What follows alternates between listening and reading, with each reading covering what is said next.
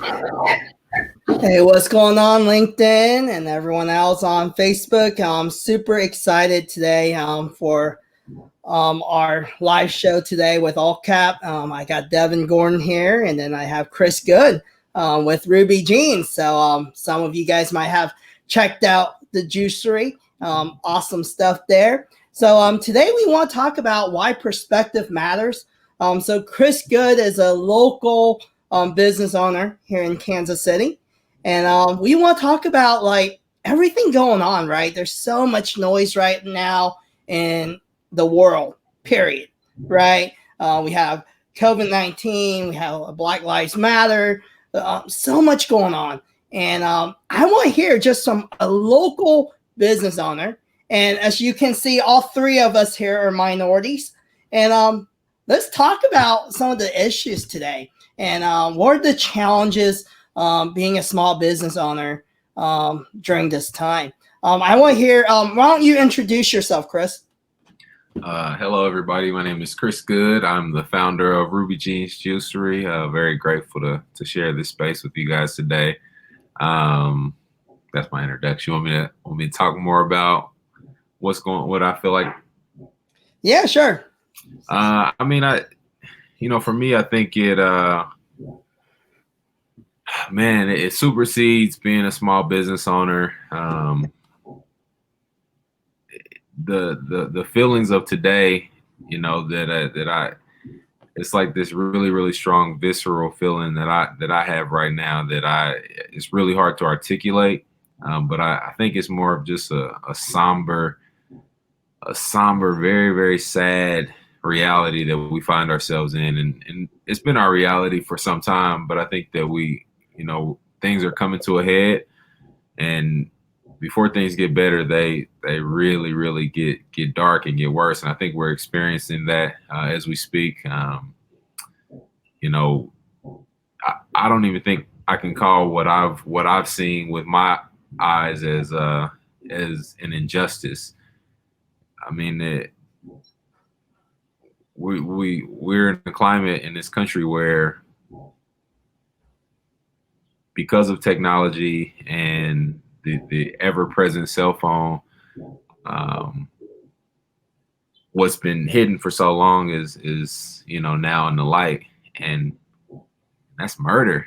And that's not it's not a light subject. It's not a cavalier topic. It's hard, and it should be hard for everybody. And I think in our city, you can feel the pain. I mean, it just feels different. It feels very different. It feels heavy, but it also, there's some light to it. There's people that are coming together, people that have maybe never taken the time to understand one another before this climate. I see it happening firsthand, through the business, through just where I live, pretty close to where the epicenter of everything happened is. So I think my perspective on it doesn't even come from a standpoint of being a business owner, just a person, just, being able to witness what I've witnessed, and understand my reality as a Black man. It's hard, man. It's hard to stomach. It's hard to understand. It's hard to look at my 19-month-old son and think about how pure he is, and think that one day he's going to be 6'2" and, 200 something pounds, and he's going to walk down the street and somebody's going to fear him just because he's Black. It's hard to stomach. It's hard to stomach. I think I've always found myself, saying no excuses, like to myself, like no excuses, whatever it is. Yeah, you're behind the 8 ball. Yeah, this is the reality. Get it done in spite of. And that's what we're accustomed to doing. And it's time for some kind of a balancing act. Something has to give, and you feel our world, not just our city, not just Minneapolis, not just Georgia, not just Houston, Texas, where George Floyd was from, not the United States, the entire world. We're tired. It's old. It's played out, and so you can feel us at a substantial tipping point. And I'm excited to share time and space like this to really give a tone of authenticity. Because what I know is that, and this is, and I'm a pretty real person. I can never really be fake. We've allowed cold-blooded murder to turn into something that in some instances almost seems trendy, and it's hard to stomach. It's hard to stomach. There's two sides to every coin, and all is not bad, all is not good, but I'm excited for progress. I'm excited to stand with guys like you and say, you know what, what is the small gesture that we can do and move things forward? What can I learn about you, Kevin, that that I don't know, following this experience? How can we, just you and I know Davin pretty well, you and I, like, what can we learn as men about each other that says, you don't look like me, I don't look like you, we come from two totally different places. But this exhaustion, man, we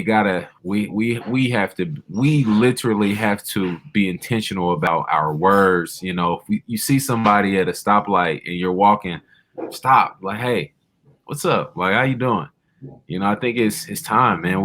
It's not somebody else's job. It's not this big thing. It's each and every one of us taking a stand and saying, you know what, I can't change what's been embedded in the fabric of this country for over 400 years. I can't change it, but I could start somewhere, and starting is what it's all about. As long as each of us start. So I know that maybe was like a long-winded, like, thing, but that's just how I'm feeling, man. And I gotta be real about it. Like, there's nothing else that supersedes that feeling in my heart right now. So I want to just be real about that. But I'm excited to be here, and I think that from a business standpoint, Kansas City it's just a beautiful place, man. We've run into so many obstacles, I mean, as a business, and time again, when we hit those brick walls, Kansas City, it's like a rally call, like, hey, and I can't speak for every other business, whether it be a black business, whether it be a white business, whatever kind of business.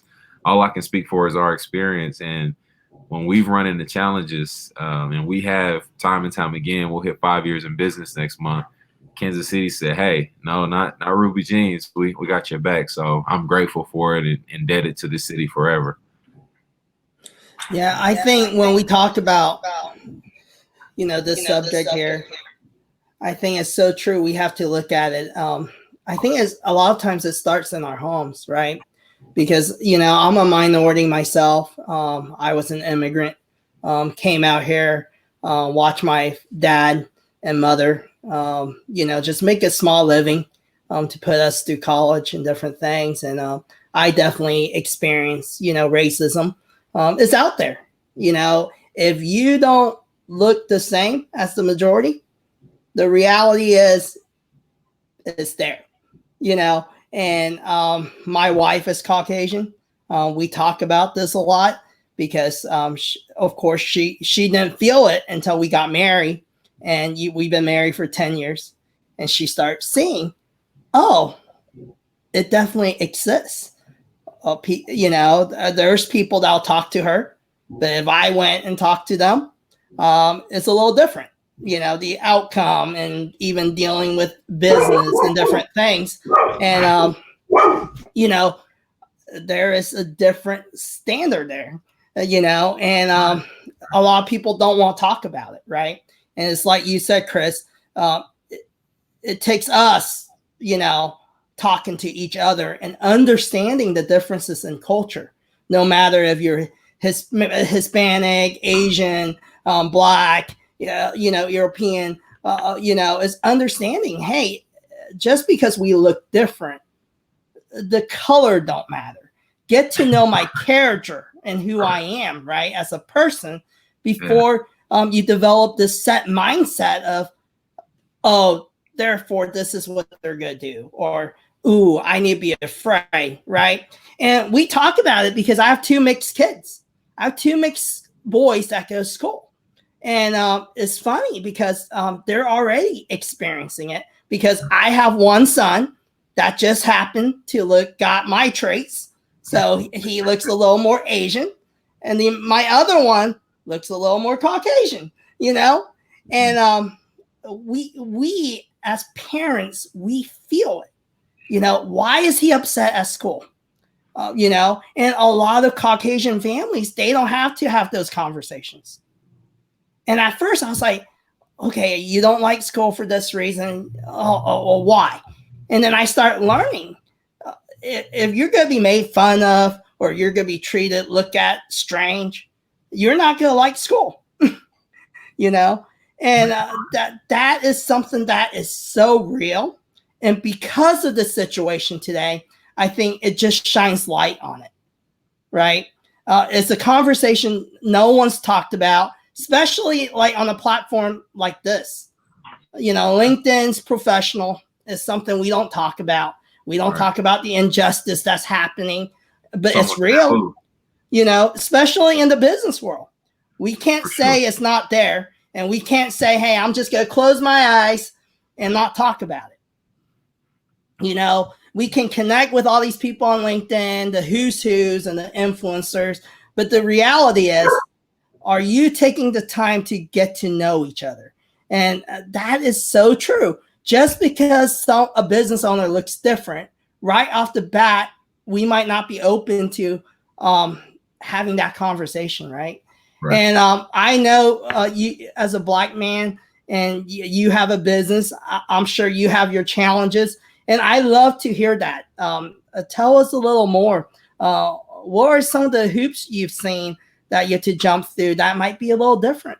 The entire experience has been a hoop, but no, more specifically, I think even as I started, interestingly enough, as Black people, I think we become so ingrained in the ideas of what success looks like and what those opportunities are, because they're typically slim. It provides itself to create a narrow view of what a Black man can become from a successful standpoint. And so I guess one of the first hoops I would say is when I landed on what I felt like was my life's work and my passion, because that's so ingrained in us, that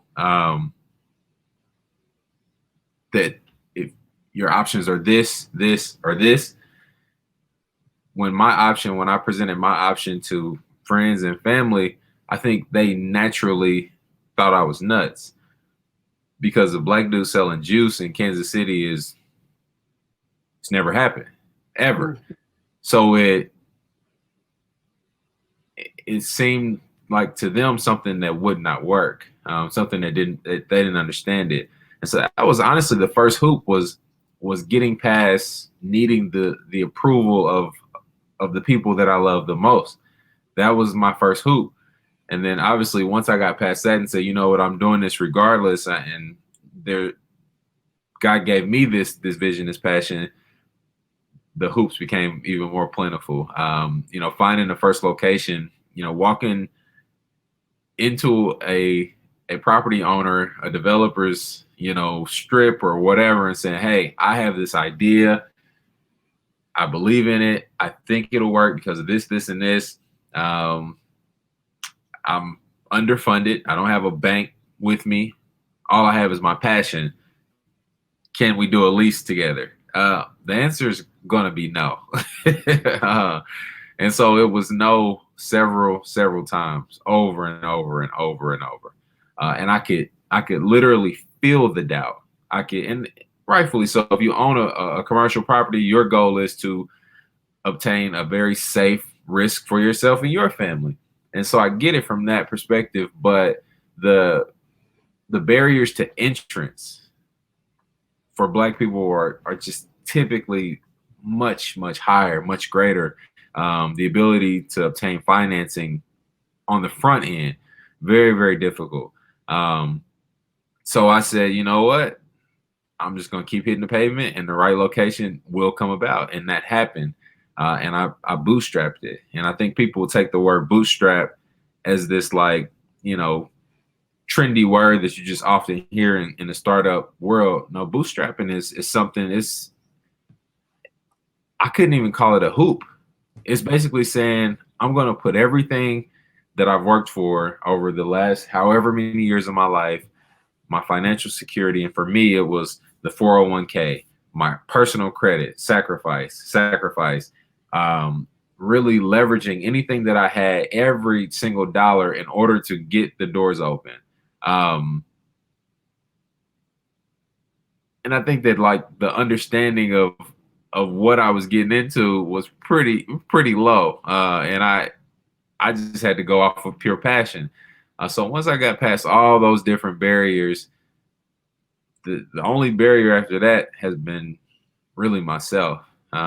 Because then it's like, for me, I lean back on, man, well, you've been through this and you sacrificed this, and yeah, you've been up until however many hours, but this is what you have at stake. This is why you're doing what you're doing. So now I get the benefit of referring back to all those barriers to entrance that were overcome. And then now, whether it's a pandemic or whether it's a robbery or whether it's a, you know, whatever the case may be, a harsh winter. We had a winter so terrible, not this past winter, the winter before. It was, oh my God. So the obstacles are plentiful, but for me, it's always been, you know what, you're doing this for a reason, and people's lives are being changed. And that is just enough for me to say, okay, all right, we're going to be all right. We're going to keep going. We wouldn't even have made it this far. I mean, 5 years next month, and it feels like at least 15. But it's been a beautiful journey. That's awesome. I was going to jump in. First and foremost, just want to thank Chris for your time and your willing to be vulnerable with us today. A couple of things is, LinkedIn is certainly more of a professional platform, but I think what's going on right now is certainly more of a personal thing. And I think it's important, in order for business to progress, we've really got to address the personal issues first. And so for anybody that is watching, I highly suggest, if you do have any, African Americans on your staff and on your team, to make sure that they're doing okay, creating that space for them, because there's an extra burden, I think, on all of us at this point. Secondly, with everything kind of going on, does this, over the last couple of weeks, does it change your approach to business at all, Chris? And kind of, what are your thoughts around that? It doesn't change my approach. Devin, we, at the very beginning, this is what we've stood for. Now we've kind of subconsciously provided this message, but now it makes it pretty plain what our work has been about. There's no way to subconsciously do anything. There's a tagline on a huge mural on our wall that says "Health is freedom," and when you go to our website and you see what our, essentially our ethos is to create an all-inclusive space for all people, because health, in my eyes, and I'm gonna be really real for LinkedIn. It's the only way I know. But a very, very big way to marginalize and hold back an entire community is to keep them unhealthy. And so the ability to keep Black people and other minorities away from fresh food, away from the knowledge of how to treat their bodies better, it has over time played a very, very strong hand in racism. And so when you see a pandemic come across, and then you see communities of color, I mean, grossly misrepresented in the numbers, and grossly affected by such things, it's because this has always been at play. It's always been at play. And that's always been my work. My work has always been to enlighten Black people, and not just Black people, all people, about why health is so important. And we use my beautiful grandmother, you know, kind of as a way to make it real, to make it plain, because my grandma died at 61 from type 2 diabetes, you know. And what I talk to kids a lot, and I'll say, you know, ask them like, hey, you know, who in here loves their grandma? Everybody, raise their hand, raise their hand. Everybody loves their grandma, right? And then I'll ask them, well, you know, do you think that fried chicken is good enough to lose your grandmother over? And they'll kind of like, what? You know, like, what do you mean? And what I mean by that is food is killing us. Food is killing us. And so for me, we've always been about educating Black people and encouraging them, making health less intimidating, less restrictive, less prohibitive, more accessible, and more just down to earth, just real. Like, not so frou-frou and chasing the latest trend, like, grasshoppers are in this week, we got to get a grasshopper smoothie going. That's not what we do. We just keep it very simple, and we say, you know what, I'm not trying to sell you on this. I'm going to tell you our story. I'm going to share our pain. And then my hope is that you're touched and you're moved to the point of making some kind of a life change. And I've been about that work inside of my own family, and it's a very, very difficult road because we become set in our ways. So, Devin, to wrap that answer up, we haven't really changed anything. We've always led from a very, very authentic place, directly from our heart. Every single word we say, every motto we put up, it's not just to make people feel good and say, oh, sweet grandma, poor grandma, I'm going to buy a smoothie. That's not what this isn't like a game or some kind of a ploy for us. This is reality, because there are years where 11 million people die from poor diet. 11 million. And the minorities represented in that 11 million are vast. It's unbelievable.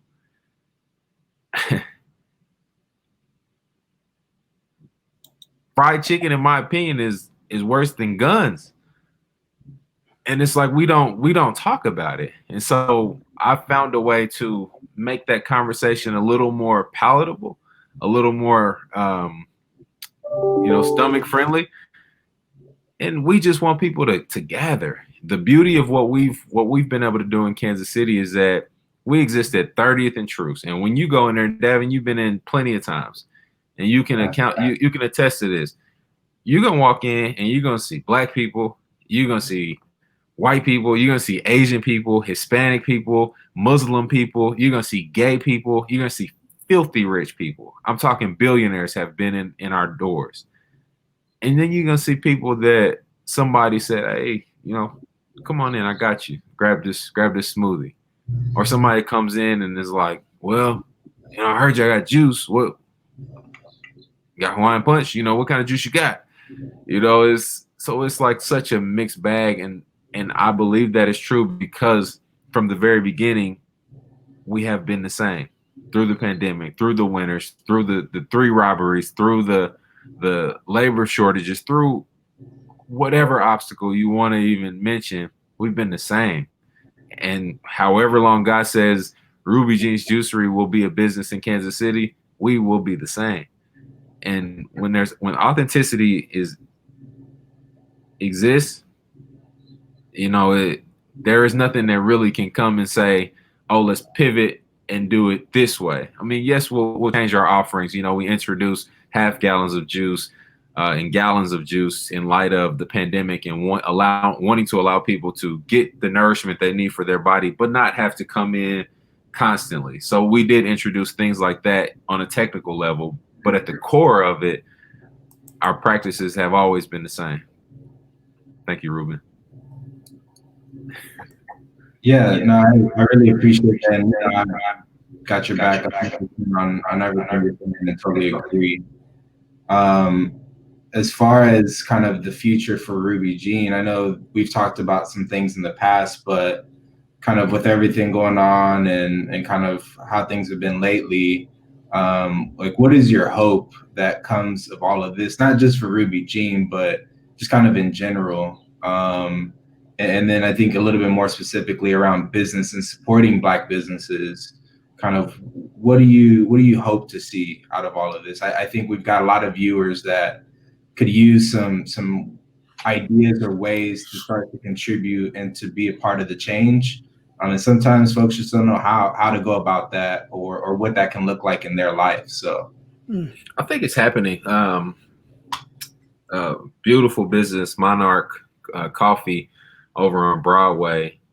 The owner, she put out a post and she started a really, really powerful trend. And I know you guys have seen it, is Buy Black Kansas City.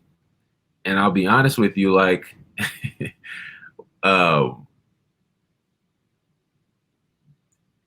see it coming from a white-owned business is something I've never seen before. And that gesture in and of itself, it's grown leaps and bounds. That happened a week ago.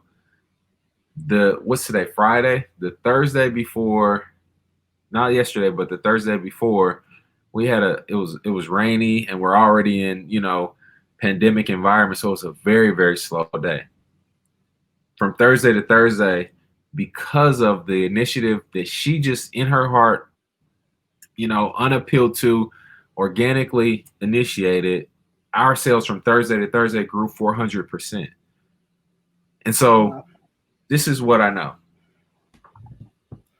We have the luxury of, and I stand by what we do. I know what we do is needed, and I know it's actually good. Like, it's not just all this frou-frou, like healthy stuff that you got to hold your nose and drink. It's fire, right? So if people can get beyond the idea of, oh my God, it's scary at 30th and Truce. I'll go to the Whole Foods location, but I am not going to 30th and Truce. If people can get beyond that idea more and more, then we will see economics start to change, become more inclusive, more powerful, and all ships will start to become some kind of more of a balancing act. Because I've seen people, we've gotten so many new customers from that initiative alone that it is mind blowing. We have never had this consecutive string of days as we have this past week because of that initiative. And that's powerful. And at the very core of the situation that we're in now, and it might be a little bit grotesque or hard for some people to stomach, but it's the reality. So what's the point of trying to hide it? We watched the breath escape from a man's body in real time on a camera, on our cell phones. We watched his lifeless body lay in a street. We watched another man in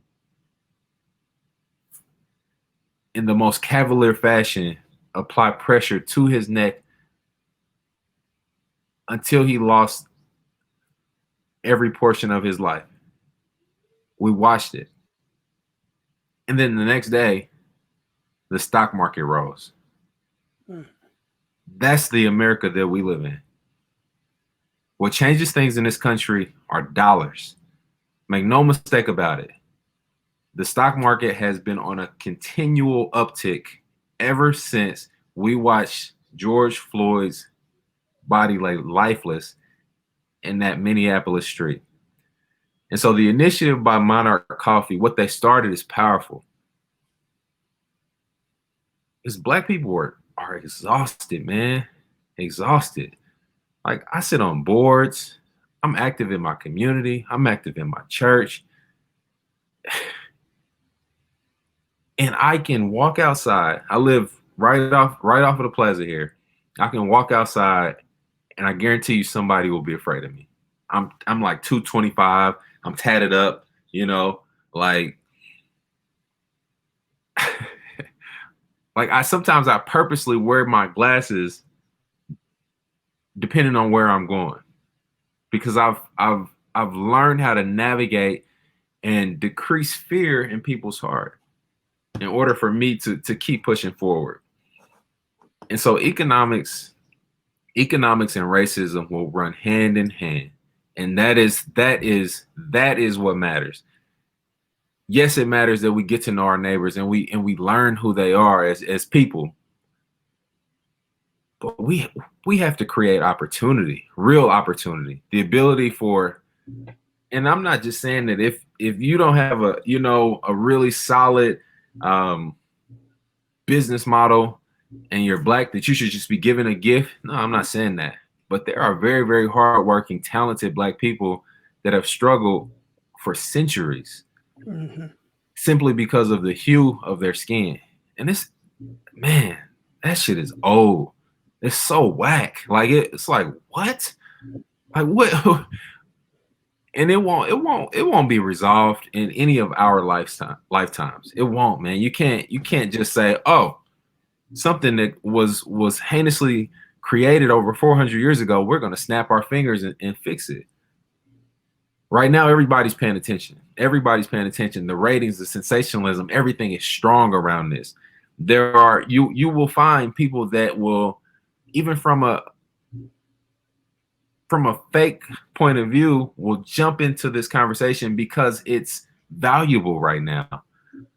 But when this time next year comes, we should mark our calendars and we should feel the climate.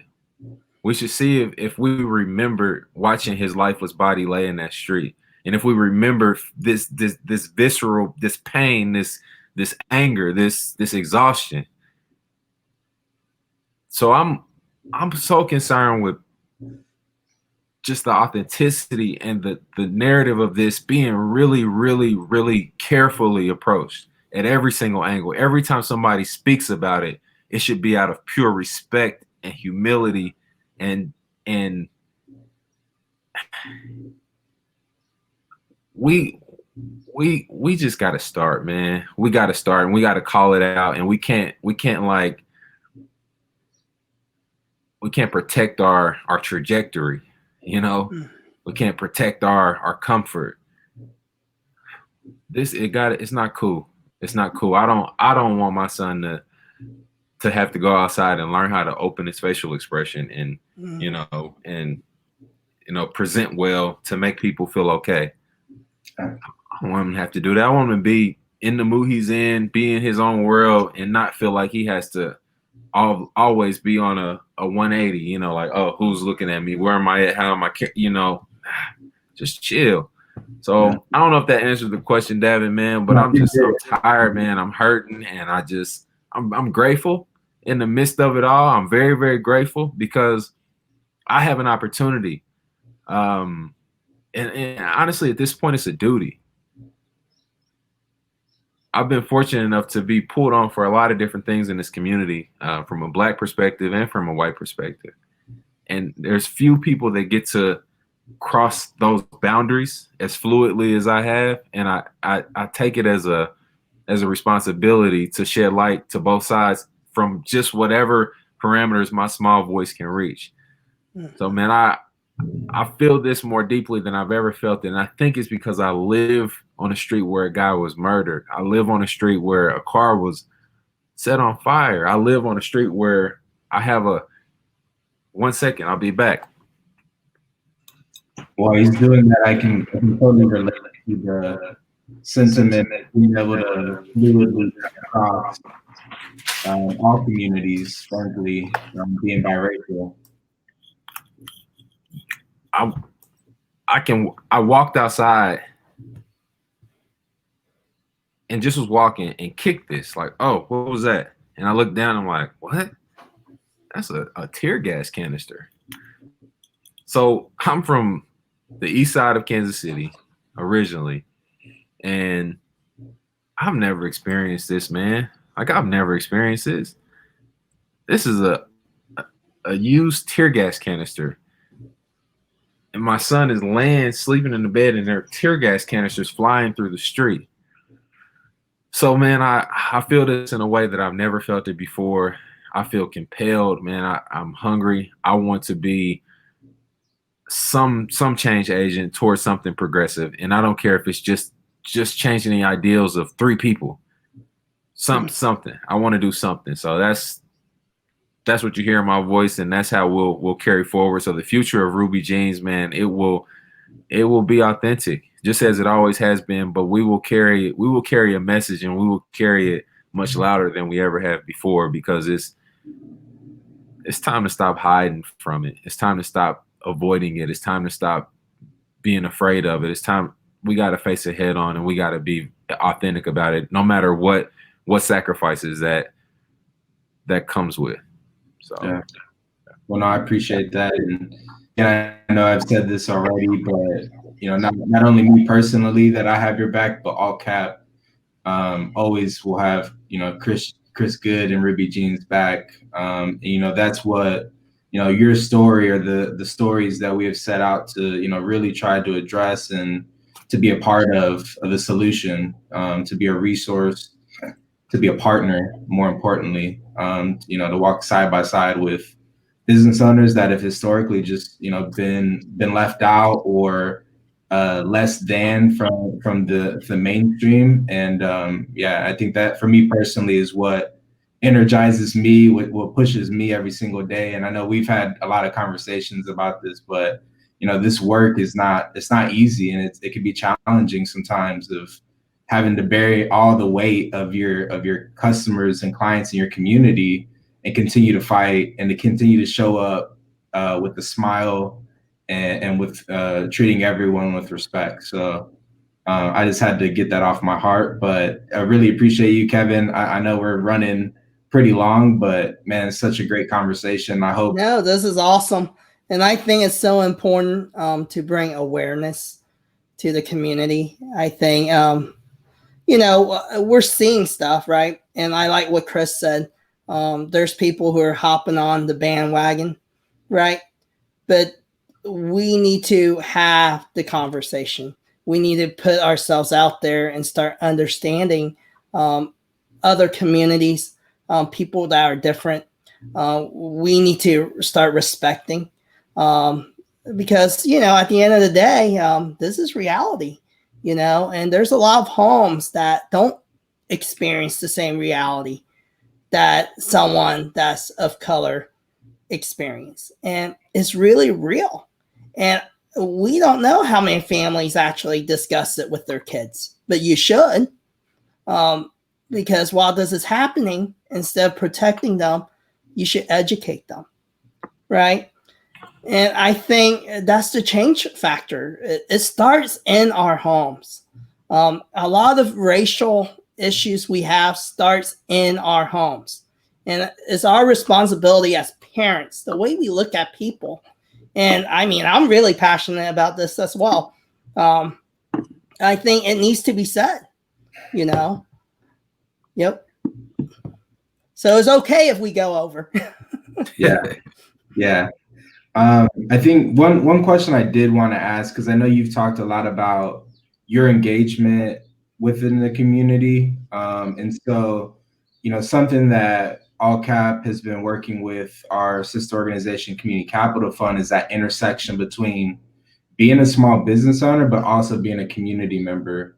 And I think a lot of folks, could really learn from what you've done, or maybe I just would like to hear what your perspective is on what that intersectionality looks like between engaging your local community and being a business owner.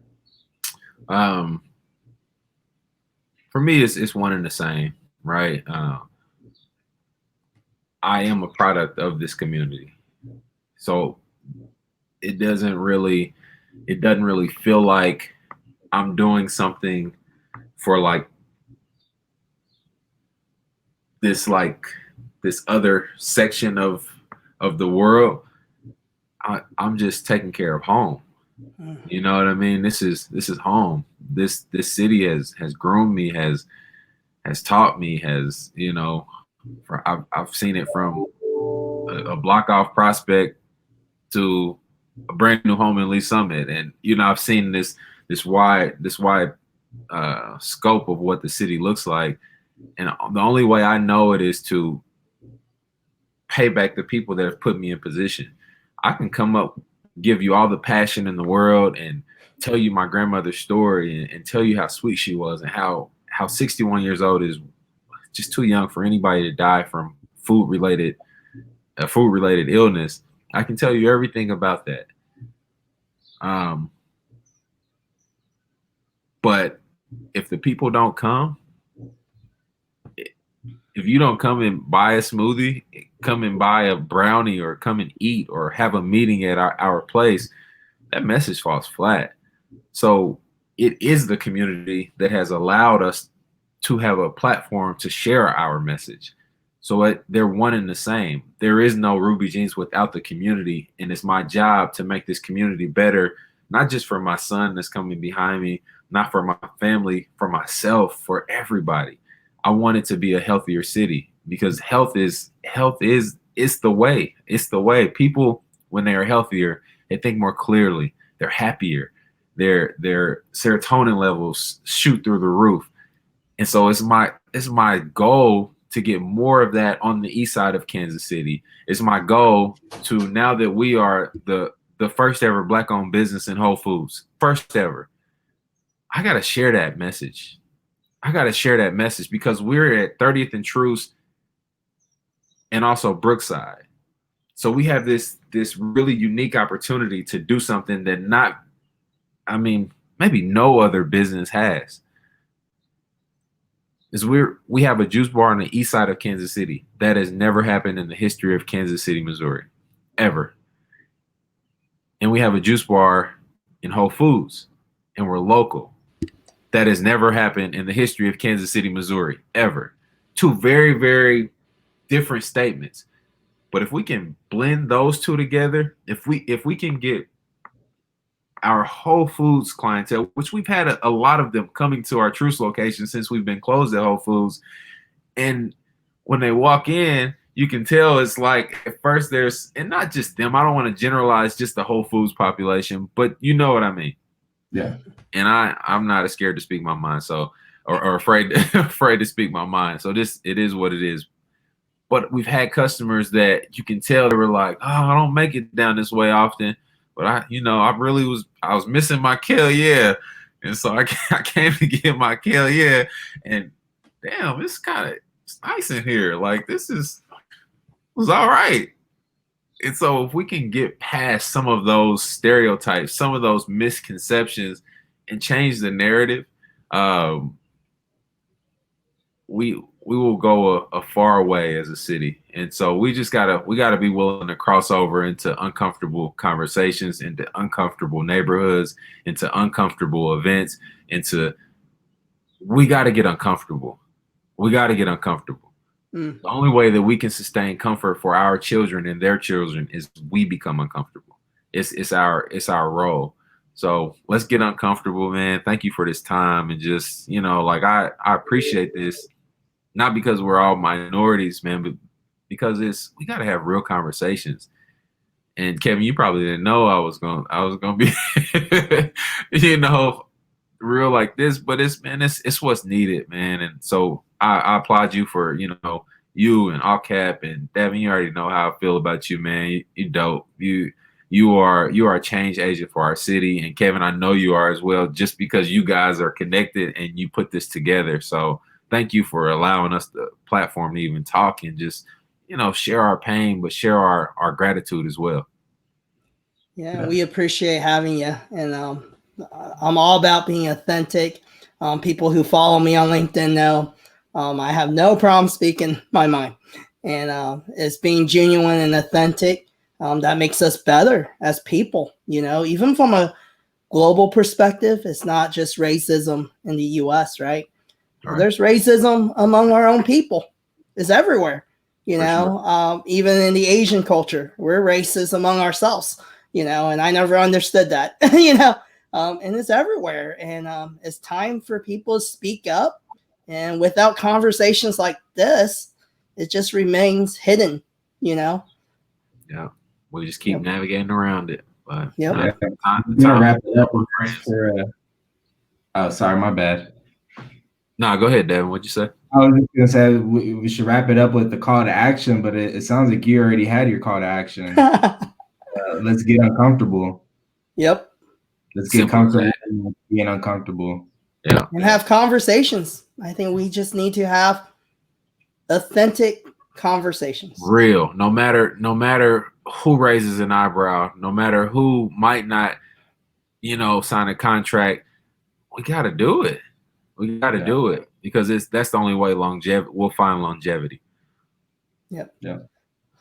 Well, thank you guys. Appreciate both of you hopping on here. Good stuff. Have a great weekend. Thank you. You too, man. Take care, y'all. Be safe. Later. Peace out. Peace.